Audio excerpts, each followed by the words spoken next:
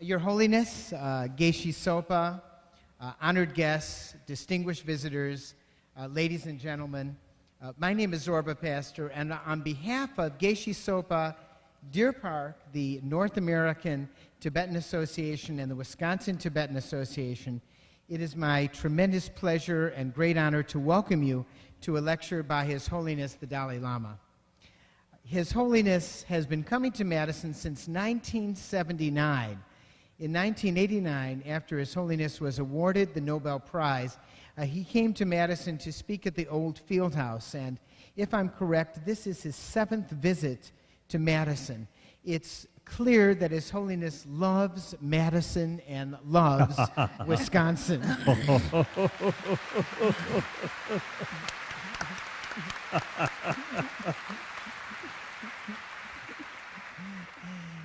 His Holiness says that all major religious traditions carry basically the same message, and that is love, compassion, and forgiveness. He says that the important thing is that they should be part of our daily lives. Be kind whenever possible, and it is always possible. His Holiness says that happiness is not something ready-made. It comes from our own actions. If you want others to be happy, practice compassion. If you want to be happy, practice compassion. Now, as a physician, I find that this is the best medicine. These are wise words, are very wise words. And so now I'd like to introduce my good friend, Jim Doyle, who is governor of our great state of Wisconsin, who will say a few words and introduce His Holiness.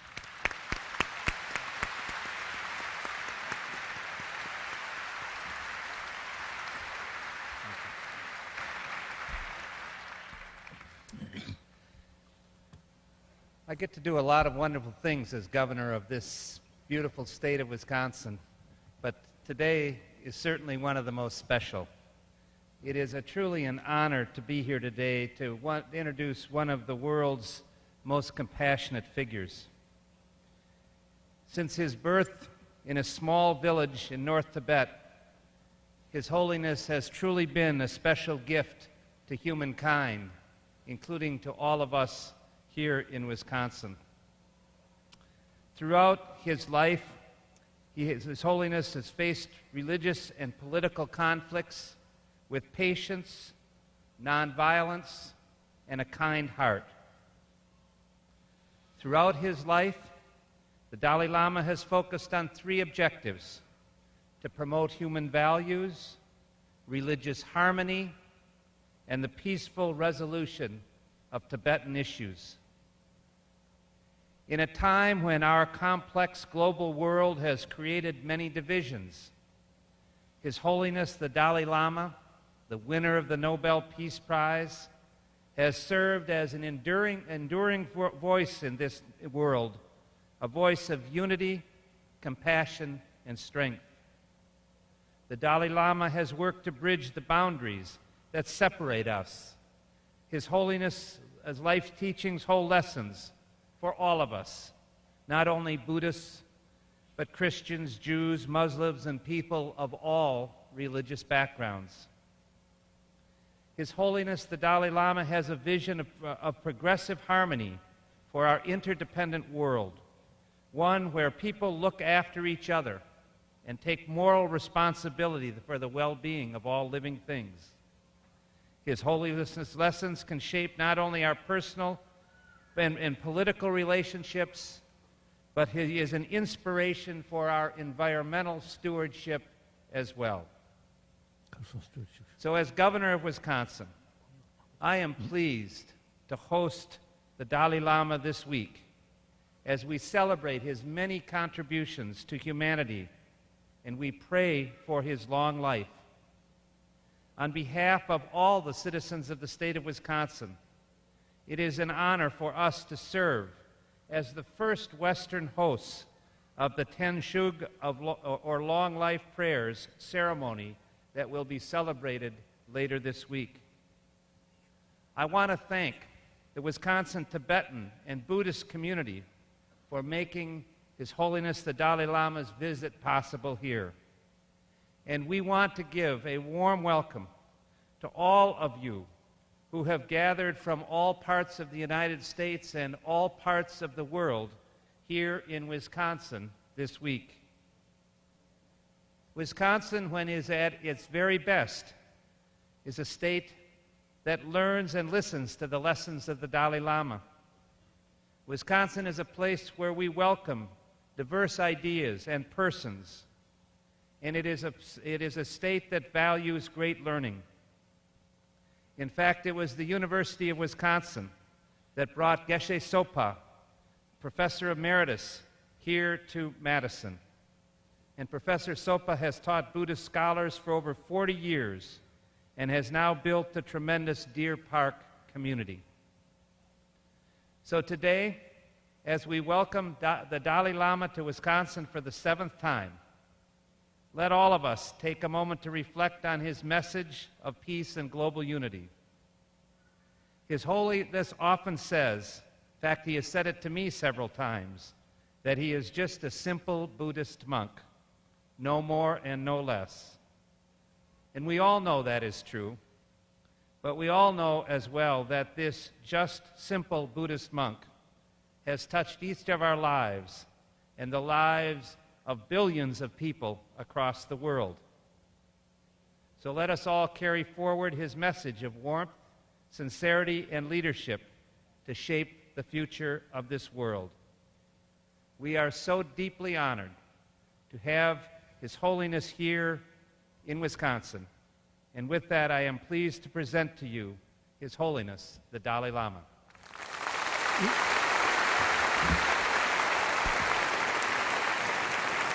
Thank you.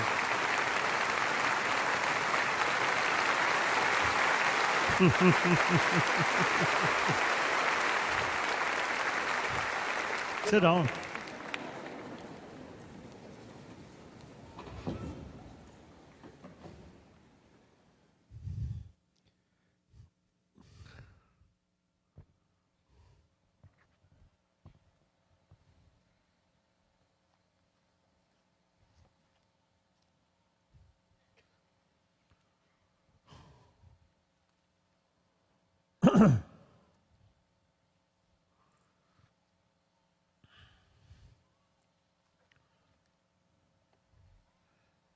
Dear brothers and sisters,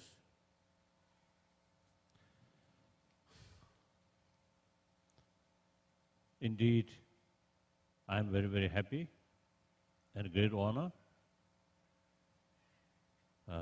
to speak to you.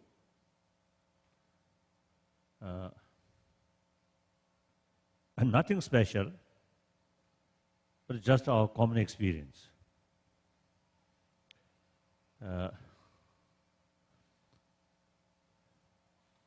And a big number here, as Governor Solpa stated, the 7th time.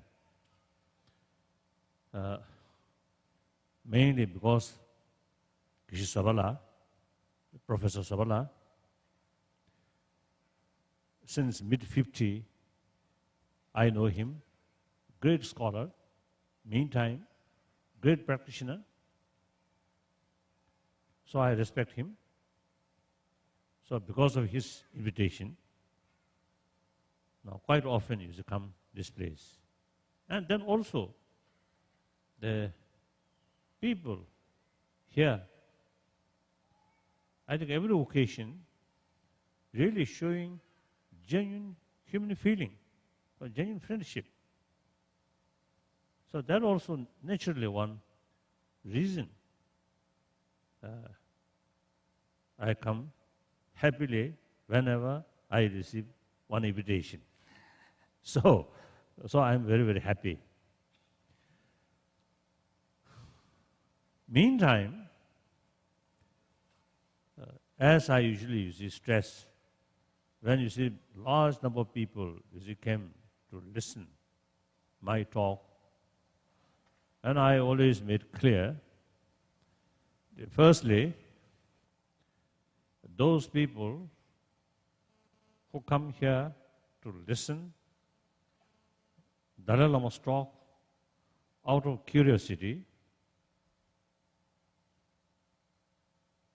That's perfectly all right. No problem. Then maybe some people come here to watch what Dalai Lama is saying, speaking. That also perfectly all right. Very good. Whenever I talk, and particularly about this Tibet issue, I talk truthful, justice. So, anyone who wants to know more about what Dalai Lama is sort of thinking, most welcome. Then those people who have some kind of belief Dalai Lama have something miracle power, that kind of attitude is dangerous. I have no special power, nothing. If I have real miracle power, then I may not face these problems. But obviously, I have a lot of problems facing, not my individual, but because of Dalai Lama's name. There's some moral responsibility there. So as a result, some problems. So simply just one ordinary person, because of that, is still facing some problems, and sometimes unnecessary problems, like that.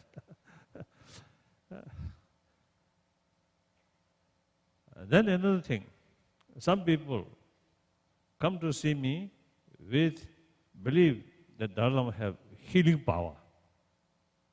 That's ridiculous.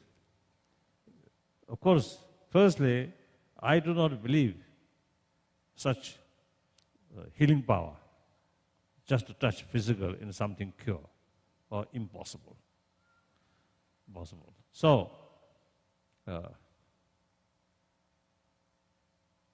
if there is people who really have such sort of healing power, then after this meeting, I want to see. Because you see, my little finger, I think one occasion, visit America, I met some Mongolian. So then I usually shake hands. So then one Mongolian never let my poor finger. So as a result, you see, now this finger, little damage. So if there is someone who have real healing power, this is good opportunity to test.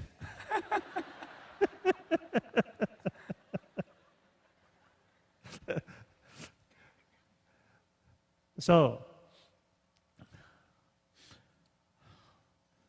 now here, I have nothing special, and my talks also just a common sort of experience. Now that is,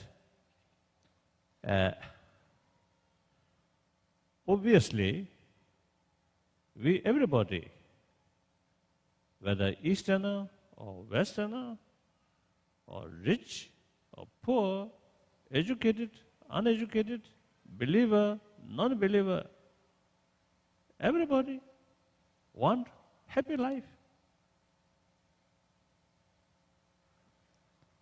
And even, I think, everybody want happy dream, including dream. We want happy life. And I believe the very purpose of our life is, generally speaking, a secular viewpoint, is simply our purpose of our life, our goal of our life is happy life. If someone who really lost hope, then that very attitude shorten our life. Then worst case, suicide also take place. So therefore, although no guarantee happiness or happy life, but we survive on the basis of hope for better So hope means something good. So therefore, the basis of our survival is very much based on hope, and that means our really seeking or want happy life. So we can say the very purpose of our life is happy life, happiness. Now here, in order to gain happy life, comfortable life, generally we believe the material facilities are the basis of our happy life. I think we come from a society or community or generation where material facilities are lacking. So their mental sort of tendency is just to seek a better facility, more money, more money. For example, the hunger person, their number one sort of concern is food like that. Like that. So now it seems people from a family or society were materially quite affluent. All facilities there. Then there now begin to experience the limitation of material value.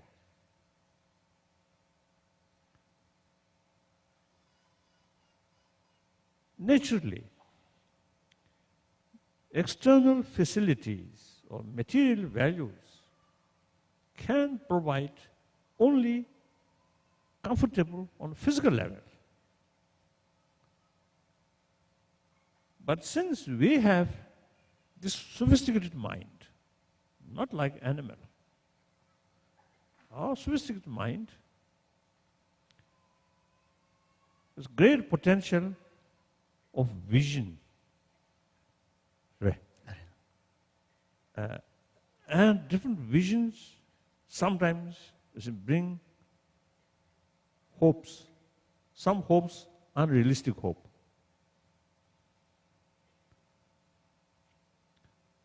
That sometimes, create more anxiety. And when we face some sort of uncertainty, then too much stress, too much worry. Then I think worst thing, basically we are social animal. Social animal means each individual's sort of future or well-being depend on the group of the people. So that's a social animal. So that's very nature. But individual person, then sometimes is it lost, is that concept. Right. Individual is more important than the rest of the community.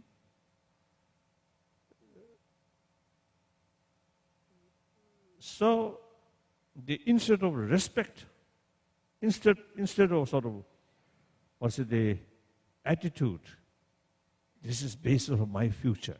Instead of that kind of sort of attitude, or they simply utilize other. Exploit. Huh? Exploit others. Exploit other. Bully other. That kind of mental attitude, because your own mental attitude that way. So, that person, then possible, very possible, is it to get the impression. Others also similar attitude, exploiting on you, taking advantage on you. Through that way, automatically develop fear, suspicion, distance. That brings deep inside loneliness, helpless. So all these mental factor. Once some unhappy mental state, then you get frustration. That brings anger. That destroys your health and destroy friendship with your friend. So this kind of attitude is very much against our basic nature as a social animal. Because of the basic sort of nature, social animal, you must have very close feeling towards the rest of your community.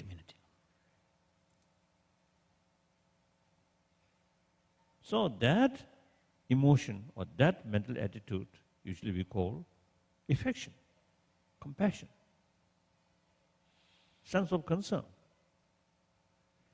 If you extend your genuine sense of concern with respect, that brings genuine friendship, genuine trust. And also, obviously, community, healthy community means trust each other. It's the basis. Fear, suspicion is the opposite of trust. Where fear and suspicion there, trust impossible. Where trust there, fear and suspicion, then no room. So happy family can build trust, affection. Happy community can develop on the basis of trust, affection. So affection there, trust come. So therefore, people gradually seems to see realizing the importance of certain mental value. Now, in the medical science also, now as Dr. Salpa mentioned, warm-heartedness, compassionate mind brings better health.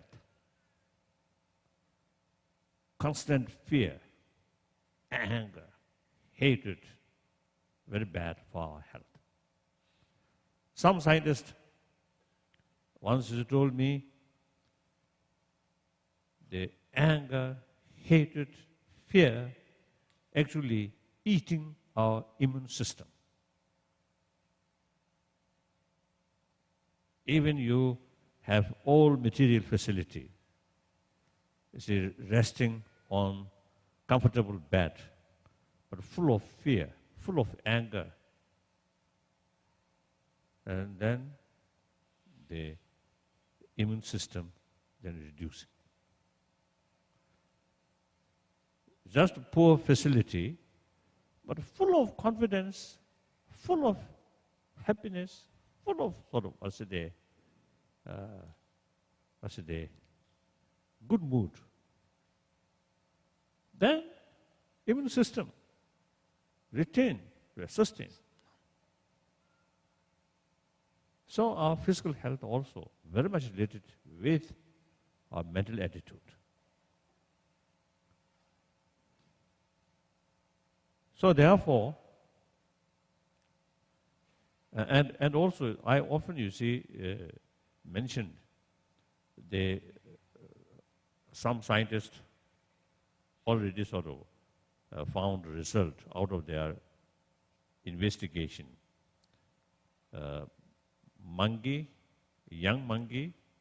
Some young monkey put with mother.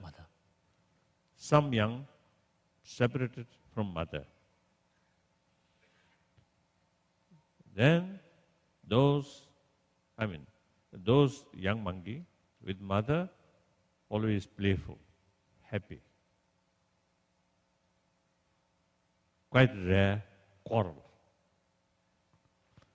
those young monkey who separated from mother, always bad mood, and often quarrel. So we are same. We human being also, those human children who are lacking affection in their family, their life really difficult. And their education suffer because of too much sorrow, rather unhappiness, unsafe. And their physical growth also suffer. Very clear. The worst thing, the rest of their life, remain a person who difficult to show affection to other. So these people then often become angry people, too much frustration. The frustration transforms anger, anger transforms violence.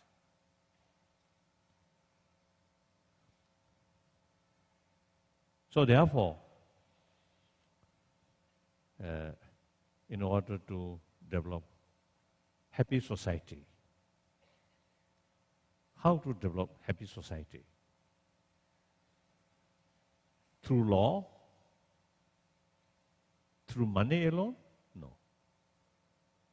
Happy society must create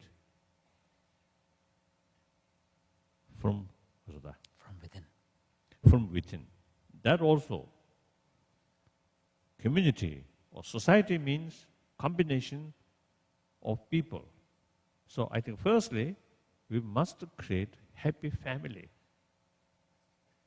And then 10 family, 100 family, 1,000 family, like that, then happy community can develop.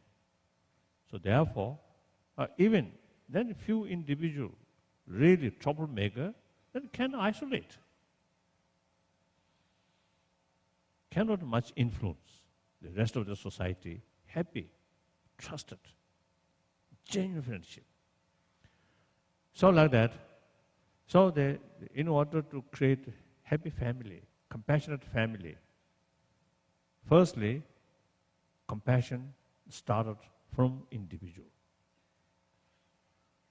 So when we talk happier world, peaceful world, the first initiative must come from one individual. So that I believe. Of course, many people knows that. So each of us have some potential to create happy world. So that I usually say promotion of human value in order to have happier humanity. Now, one's own individual sort of the future, happy future, depend on the rest of the world. Now, for example, my own case. I'm one individual human being, one of the 6 billion human beings. So my future must depend on the well-being of the 6 billion human beings. If rest of the human being facing difficulties, more violence, then constant fear. And my own peace of mind, then eventually danger or a happy life. Difficult. So then particularly today's world, new reality, economy reasons, global economy, heavily interdependent, an environmental issue. These are universal issue, global issue. So with new reality, the concept of one individual, that's selfish. Just me generation survey. Just thinking in terms of me and my generation. It's not realistic. according to your reality, I think the word we and they is not relevant. The rest of the world is actually part of you. So according to that reality, we have to take genuine concern, a sense of concern of entire world or entire humanity. Then peace, world peace. Peace ultimately comes from inner peace. Through inner peace, real peace can achieve. Inside, full of hatred, full of suspicion, full of distrust. Impossible to create peace. So peace must come through inner peace. That I call the hatred, suspicion, distrust. These are some kind of violent type of mind. In order to create inner peace, we must have inner disarmament. Through inner disarmament, there is a real possibility to achieve external disarmament. These are logical. Cause and effect, cause and effect. Every human positive or negative action related with our emotion, related with our motivation. Motivation often related with emotion, like that. So therefore, in order to achieve genuine lasting world peace, firstly, we should take care about our individual's inner peace. I think that's important. Now the most important element is sense of concern, sense of responsibility, sense of community. These are, I think, key factors. So now question compassion or affection. Affection is nothing new to us because biological factor, the way we born from mother, immediately after birth, mother's fullest sort of care, maximum affection. With that, we survived. So this body, this life started on the atmosphere of fullest, affection or compassion. That's the way. And according medical doctors, medical scientists, after birth, next few weeks, simply mother's physical touch is crucial factor for proper development of the brain of the child.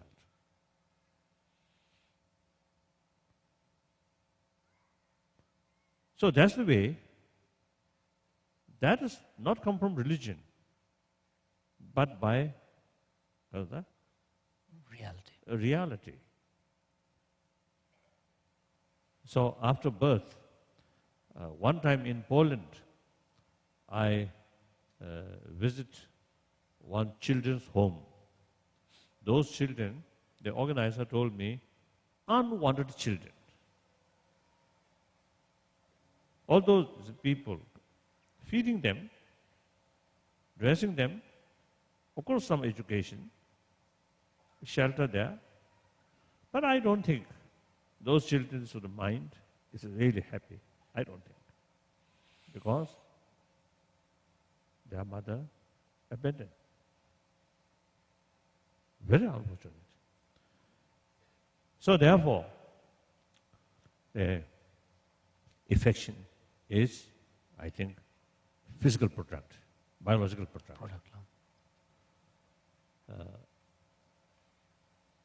They is equipped from the birth. However, if we further further analyze, the affection or compassion mainly come from biological factor that is biased, limited, and much depend on the attitude. Attitude. So that kind of biased compassion cannot extend towards stranger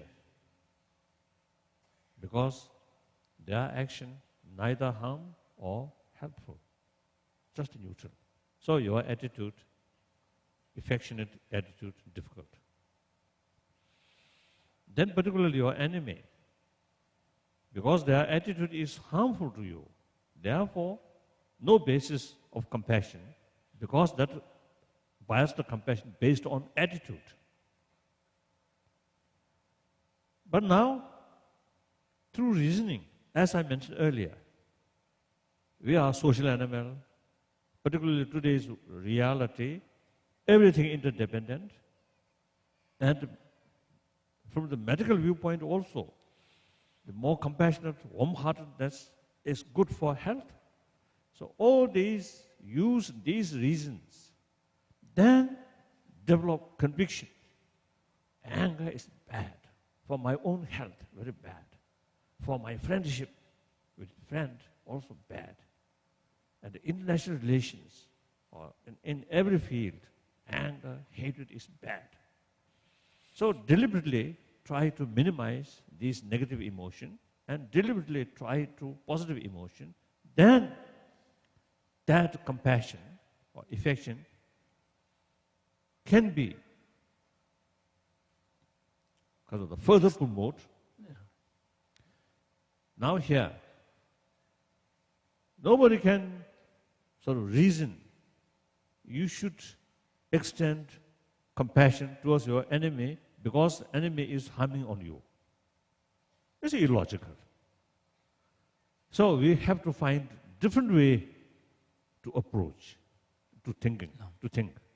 That means your enemy directly harming you, on you, but indirectly, they're also part of humanity. So my future also somehow related with them. And at least if, because of their attitude, if I let anger towards them, it's bad for my health. So better to keep positive attitude towards them.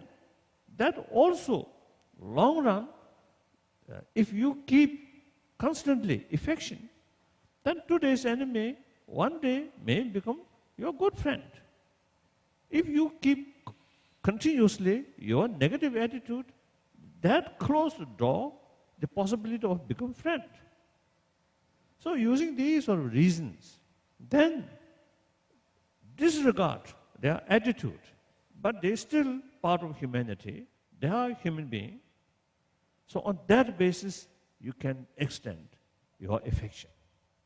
That affection is unbiased, not based on attitude, but based on being itself. Right. The person. Being person, like that. So that unbiased and infinite, that's a real compassion. So the potential of or seed of that compassion is biological factors or biological product. Mainly, we experienced the value of affection from our mother. Now, for example, my own case, I have certain amount of compassion. Now, seed of this not come from my teacher or Buddhist teaching, but come from my mother. My mother, so kind. Illiteracy, village farmer, village mother, farmer's mother, illiteracy, but a very warm-hearted person. So my mother was compassionate. So that me at a very young age, 1 year, 2 year, mother, as other child, always carrying me. So then sometimes I bully my mother. I hold my mother's ear. I want to go this way. Go like that. If my mother is to go the wrong direction, which I do not want, then I cry and do something like that. I am that young boy more aggressor than my mother. Very bad. So my mother really very, very kind. So I always feel the seed of my today's compassion originally come from my mother. So we everybody have mother. So therefore, the compassion is something important that actually the potential of that from birth, everyone already have that potential. Now, only point is whether we pay more attention and make effort or not. Otherwise, everybody have the potential. This is one thing. Then another aspect of compassion. That is more compassionate attitude. Deep inside, there is self-confidence. So that means deep inside, you have strength. Anger, hatred, very much related with uncertainty, oneself. Like that. So compassion means not just thinking of oneself, but it's taking care of other, concern about other. That means it's your strength. Self-centered attitude is not thinking other, but one's own thing, not uncertain. That kind of sort of anxiety there. So therefore, compassion brings inner strength. Inner strength brings calm mind. Calm mind is one very important factor for function of our brain. Fear, very bad for normal function of our brain, or anger as well. Therefore, our life, quite complicated life. So we need clear analyze things. Without knowing the reality, without a lack of analyzation, you cannot see the reality. Then all our action become unrealistic. So every action, of course, some mosquito come. That's not much necessary analyzation. And if you feel hungry, then not necessary to analyzation. Just take food. All right. No need to say because of that.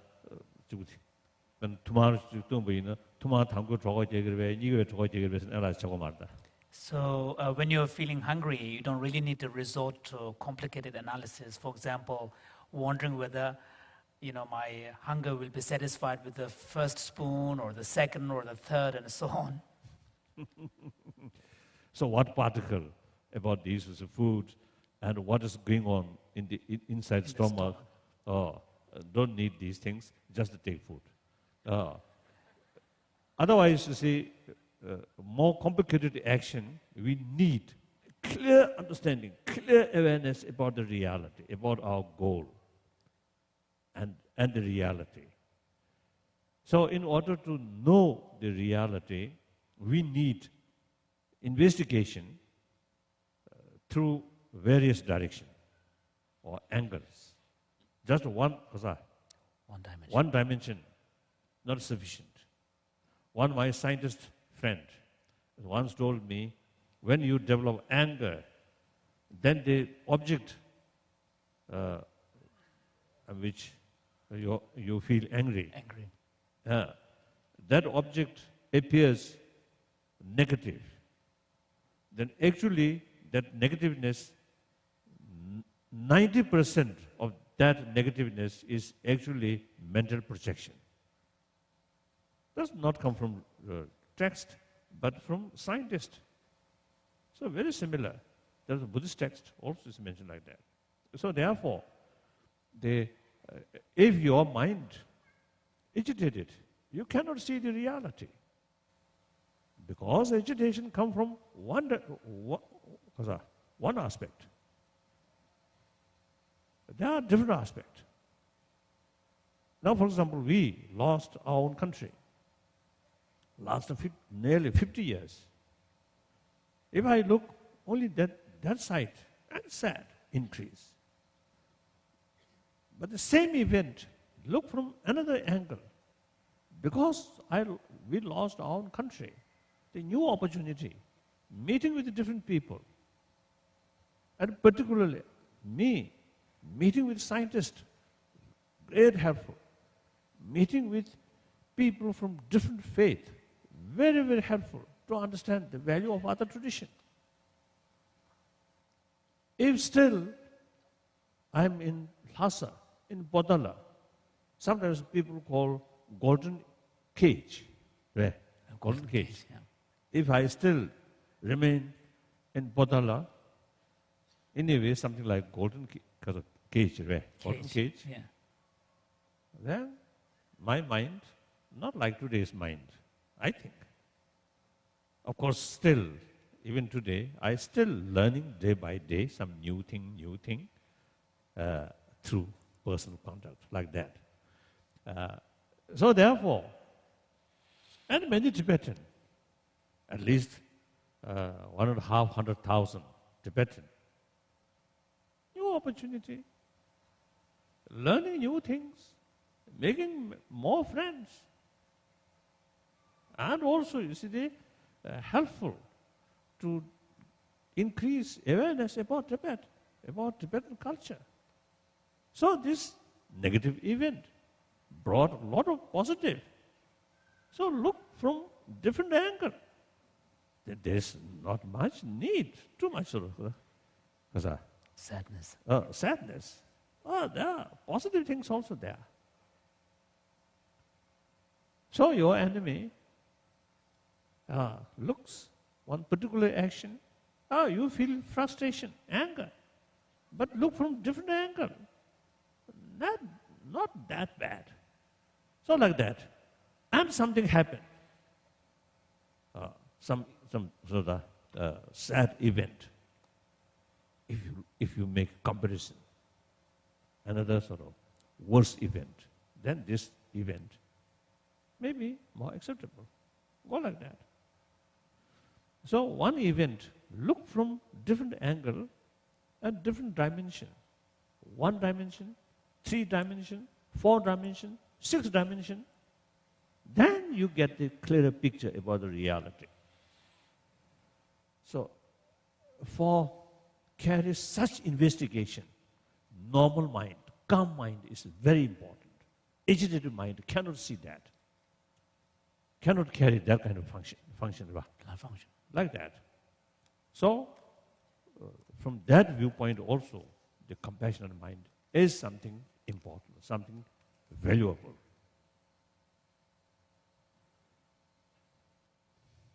No, totally correct. I think that is about power of compassion. What do you think? Some sense?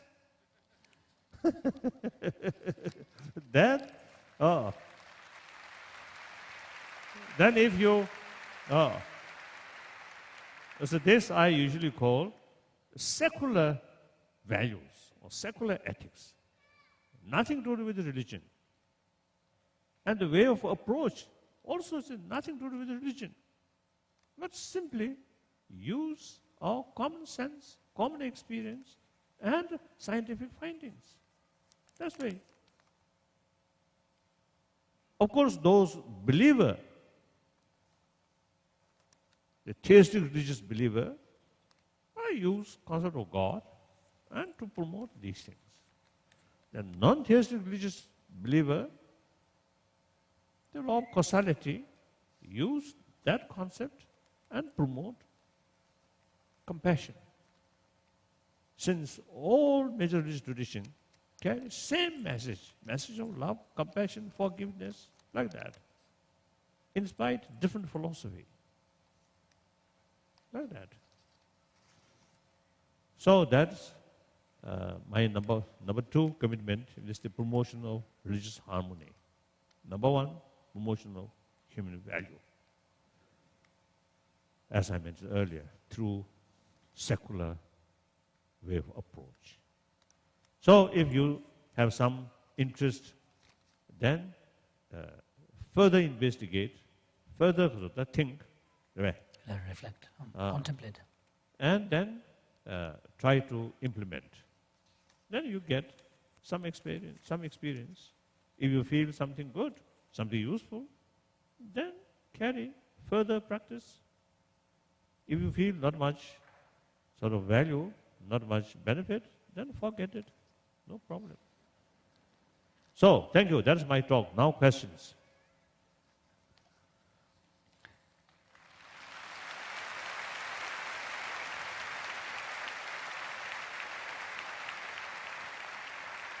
Good.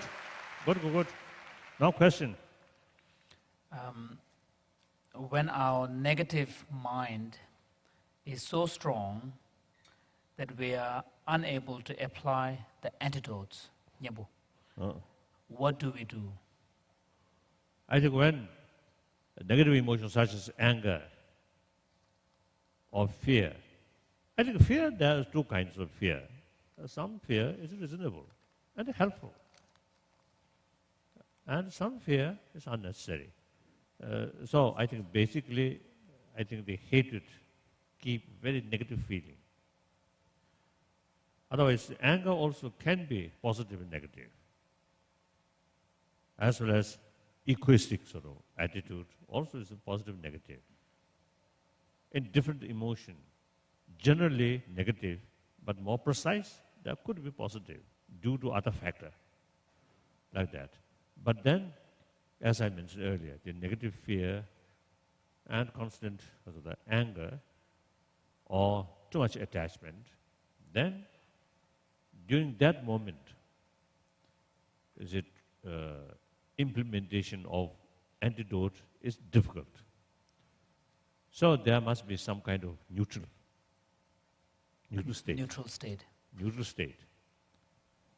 I think one easiest method is just to forget the object which we feel negative things, forget that, just to concentrate our breathing.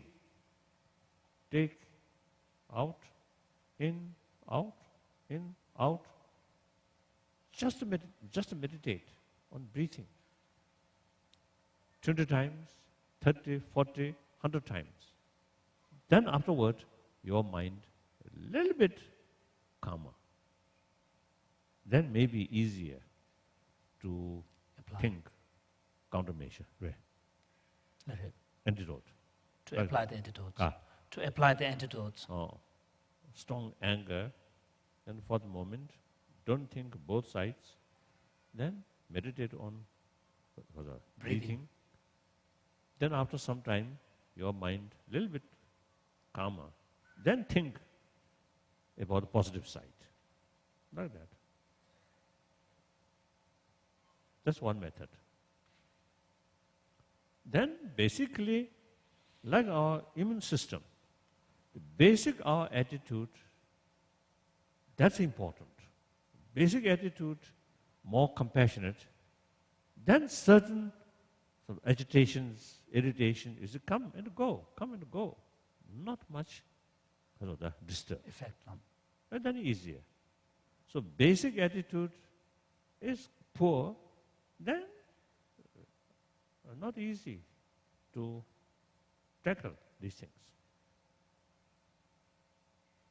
So the basic attitude, in order to develop positive basic attitude, Healthy. firstly we need knowledge. Then secondly, constant effort. Then thirdly, time factor. Constant effort with fuller knowledge. Weeks, months may not give positive result. Years, then your main mental attitude can transform. So we need patience. And some of our practitioners, some people, you see, they want to change quickly. No. That's unrealistic. Too much expectation. It's unrealistic. Take time. Shaping our mind, take time. Not easy. Next question. What is the source of your strength and endurance in the face of offenses? Shukran to say. No. Good sleep, good food.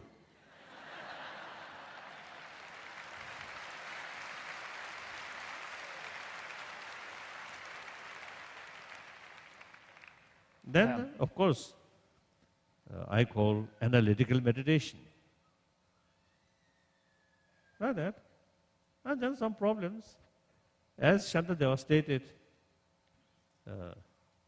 recently I recited that sentences. When faced tragedy, think. Then, if there is way to overcome that tragedy, then no use worry. No need to worry. Make effort to overcome that.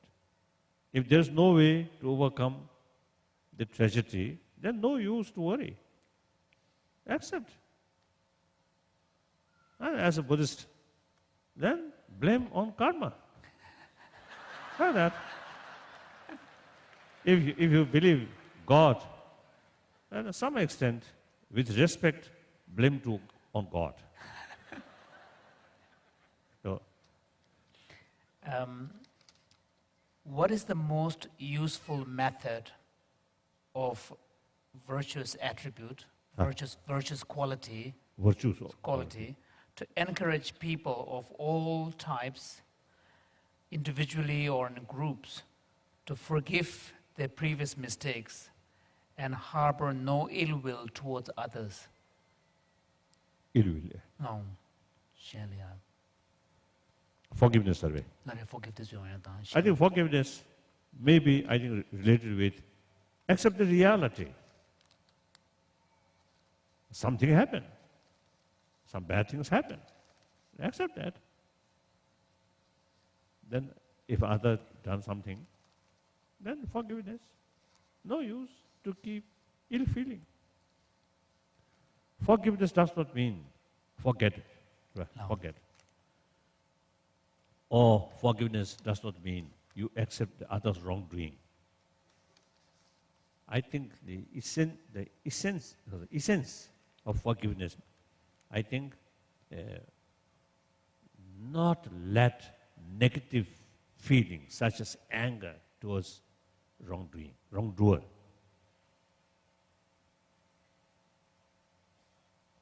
Forgiveness does not mean you accept others' wrongdoing. Now, as far as the wrongdoing is concerned, you need, some cases, you need countermeasure in order to stop that. But that countermeasure should carry out of sense of concern about the wrongdoer. If let wrongdoing continuously, is harmful for them. So out of sense of concern, out of compassion, stop. Try to stop. Utilize certain countermeasure. So that's, I think, really not letting anger, but out of sense of concern, compassion. That's true sense of forgiveness. So sometimes, you see, people get the impression, practice of compassion is too much.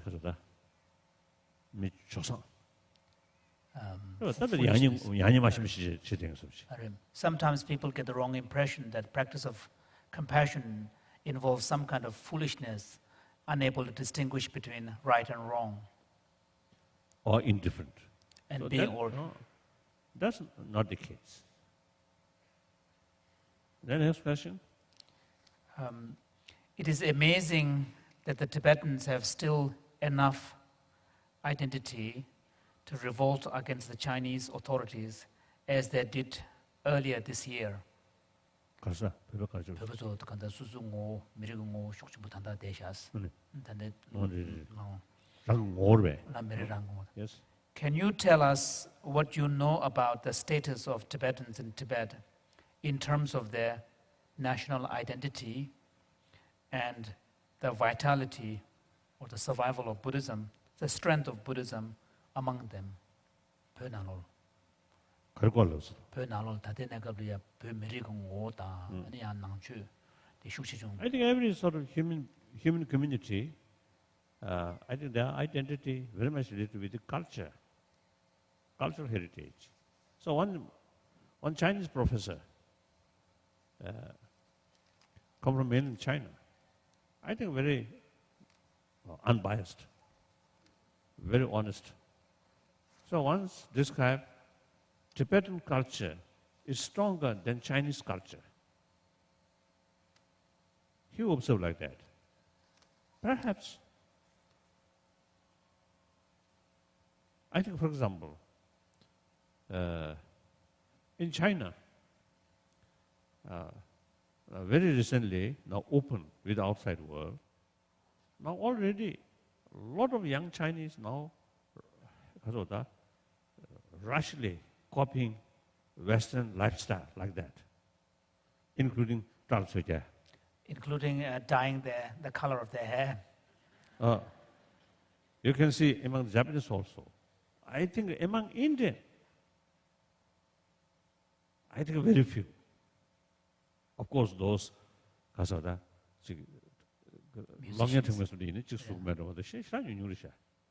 Apart from maybe some actors who need to dye their color of hair for the film they're shooting, but otherwise very, very few in India.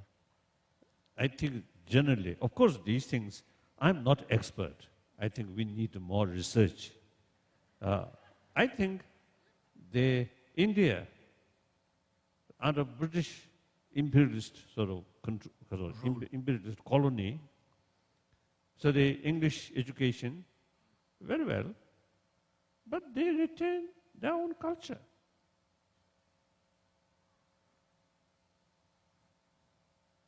Among Tibetan,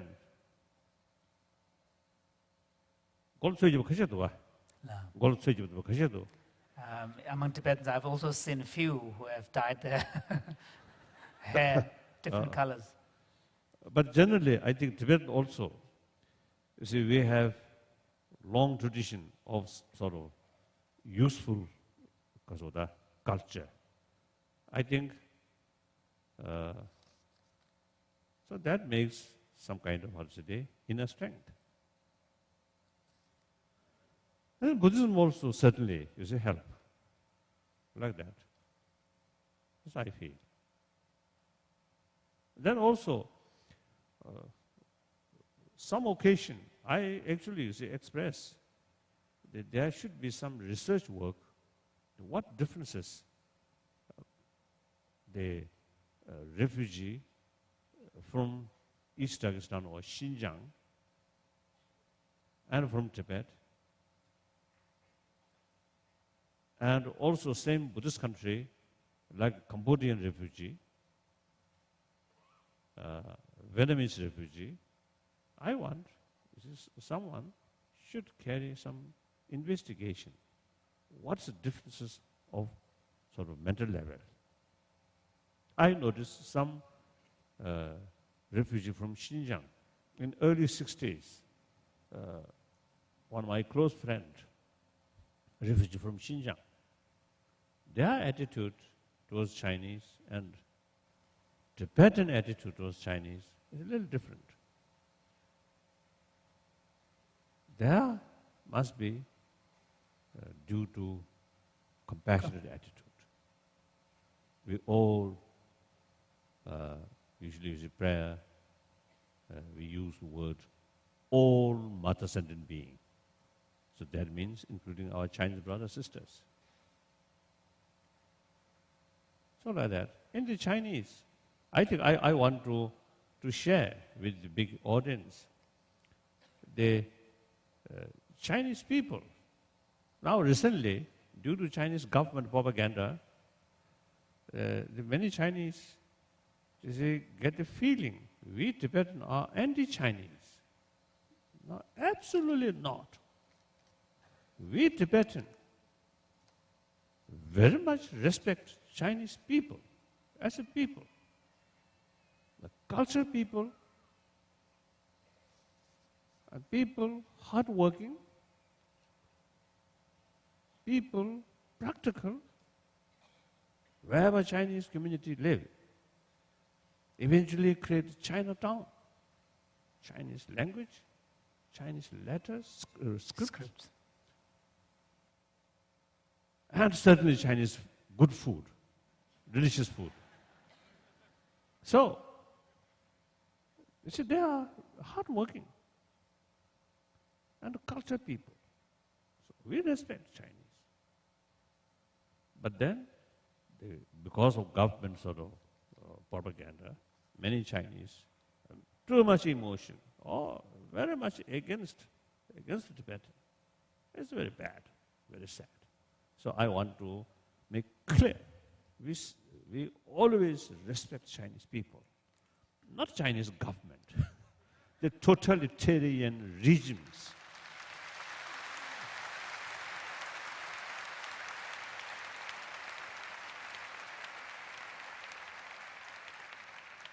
Everybody knows human being by nature loves freedom. Totalitarian is obstacle of freedom.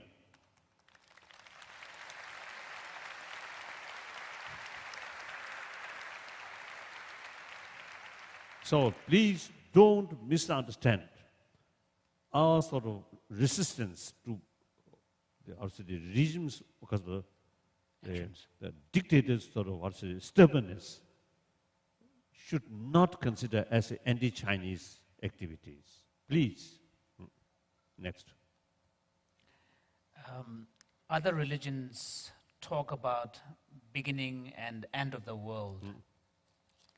What does Buddha say about this? Oh, not only Buddha, but also Mahavir, the Jain teacher. Jain, No, the teacher of Jainism. not Jainism. I think both, as far as I know, is both believe in the law of causality. So law of causality means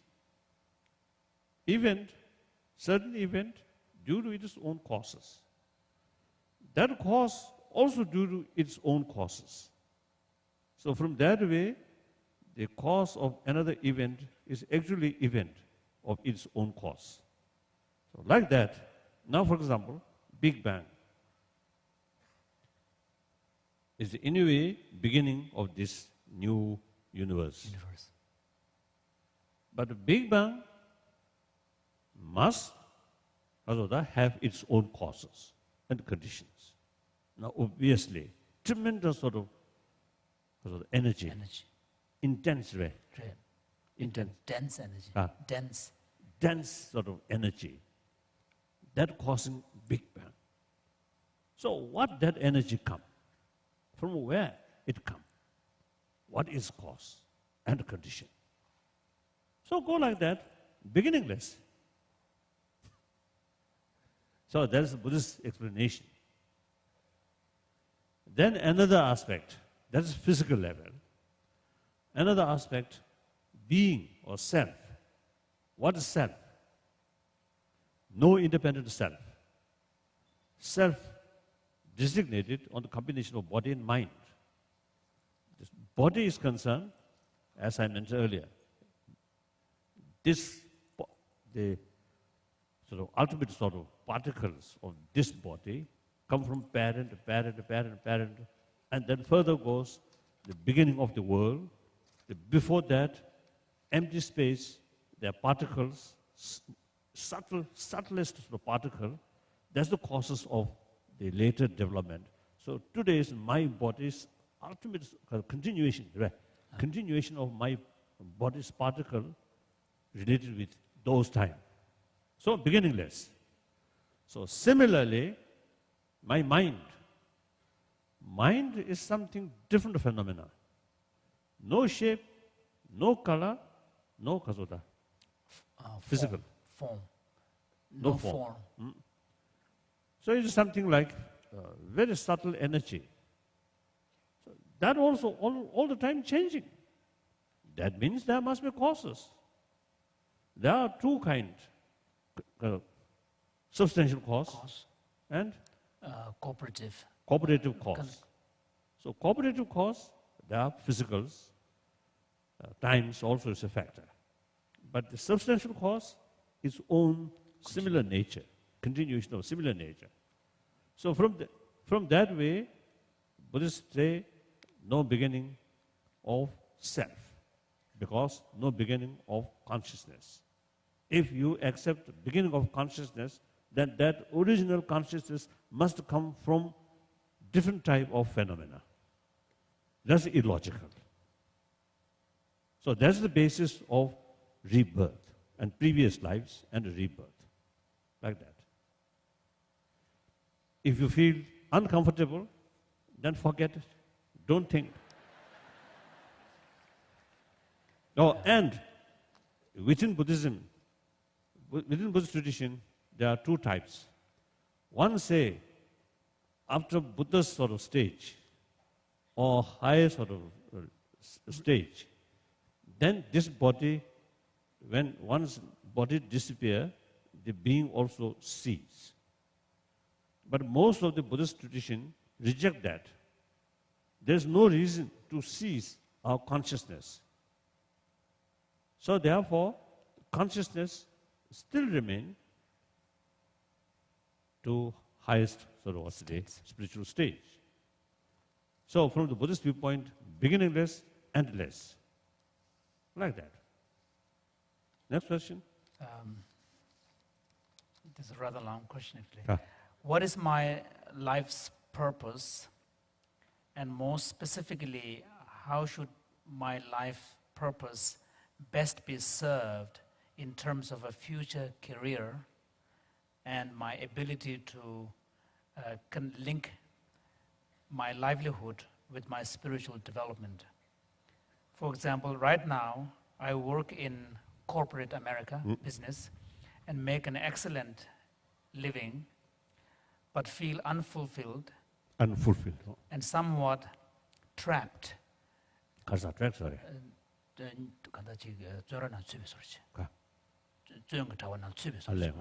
Trapped, although I know this is my own creation. Will becoming a healthcare provider or nurse for the dying be a better fit for me in this life? No. And this will mean going back to school and earning less money.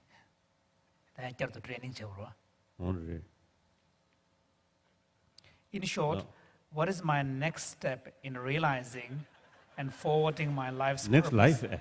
Next step. Next step. Oh. I appreciate your sincere question. No, very good. I think basically, as I mentioned before, there is external values, material values, and mental values or internal values. I think we should go more balanced. So I fully agree. This is serving. I mean, the teachers, nurses, there is something directly helping, serving. These are usually I call compassionate action. Wonderful. But we all people involved in nursing or in teacher, then from where money come? We should have businessmen we should have these corporate people. right. People, no? And I think experienced, wise people, very necessary in this field. Otherwise, corporate will collapse. So, human society, we need a variety of people, variety of professions. But here, every human action, whether become positive or destructive or constructive, is ultimately depend on motivation. Making money, not self-centered motivation or discontent about your own lavish lifestyle. Right? But to think world, think poor people. There are a lot of needy people there. In Africa,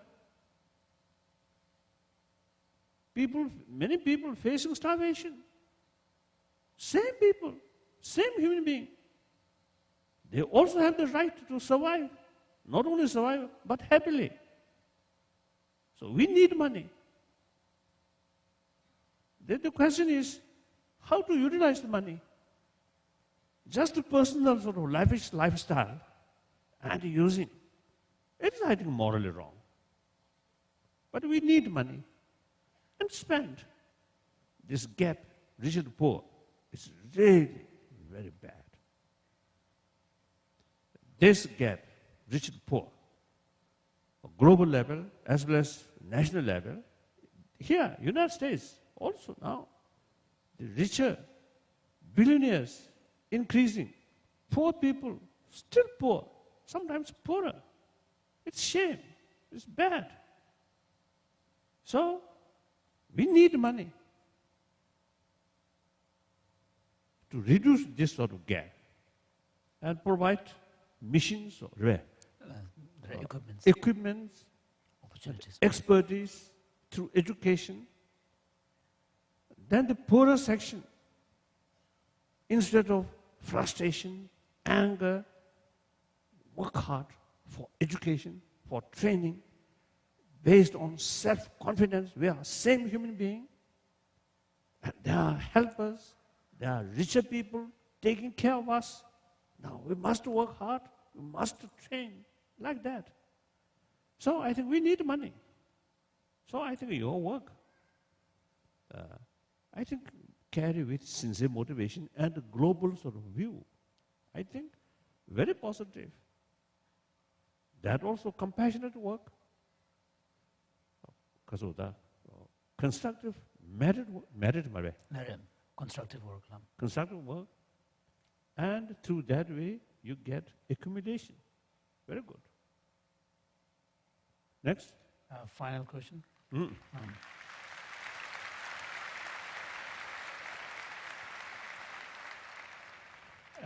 I am 39 years old and I am a widow.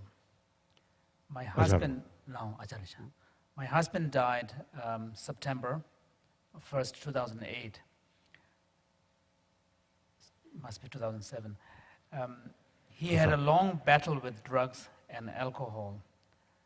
He overdosed at 36 years of age. I need to find my own inner peace. I struggle with this every day.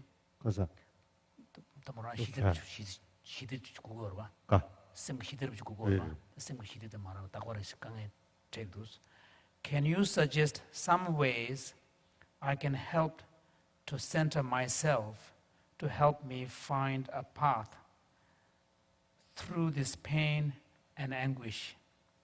I love life and I like feeling happy, but I miss having these emotions.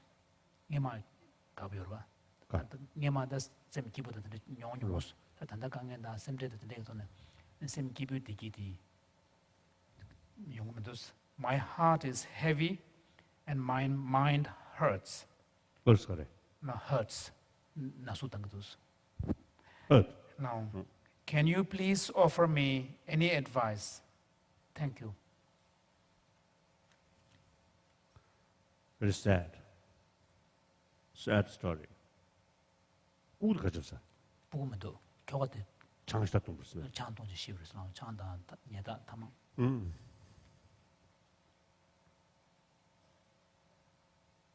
I don't know.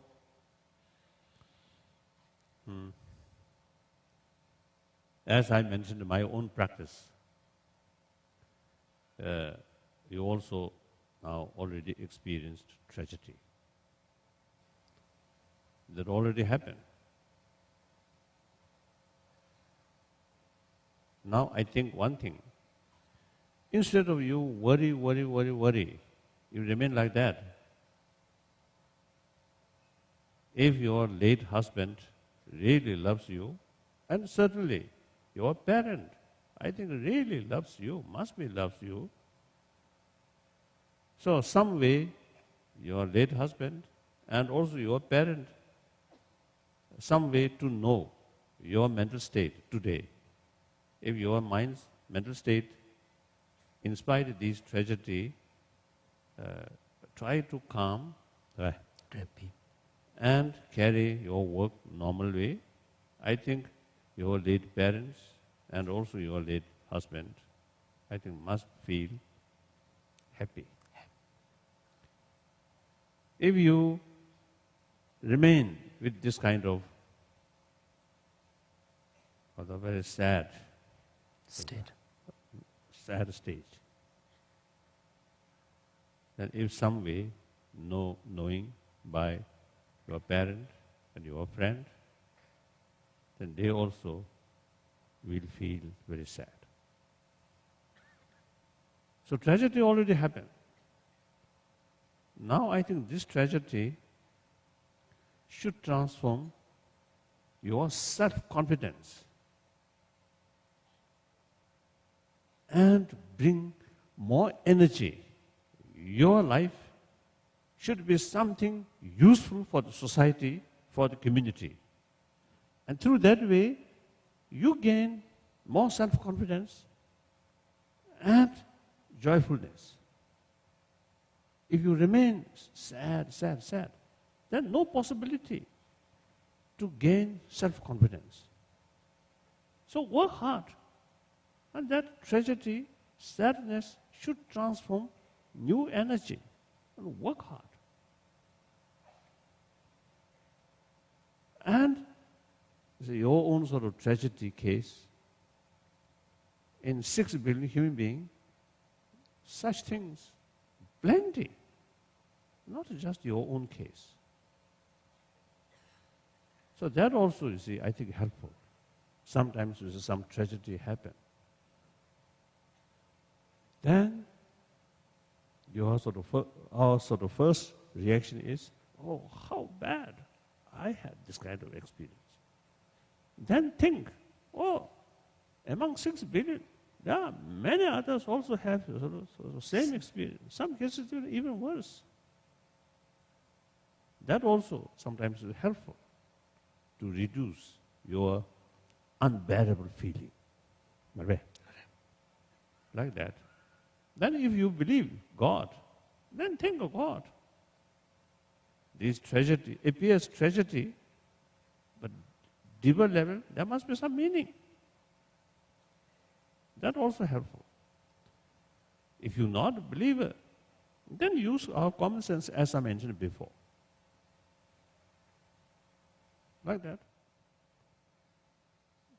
If this questioner have some sort of knowledge or some interest about non-theistic religion, then think law of causality. Every event, every experience, due to its own causes and conditions. So mainly these causes are one's own creation. So certain consequences faced today due because of my previous certain action. That also helpful. So thank you. Now firstly, I want to express my appreciation, the organizer, and also my appreciation, the governor, who personally come and introduced me. So I very much appreciate. Thank you. Good night.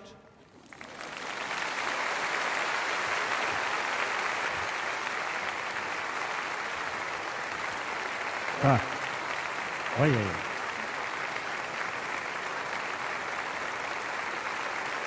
Thank you very much. I, on behalf of Venerable Geshe Sopa, Deer Park Buddhist Center, North American Tibetan Associations, would like to sincerely wish to thank His Holiness for his words of compassion, love, and kindness.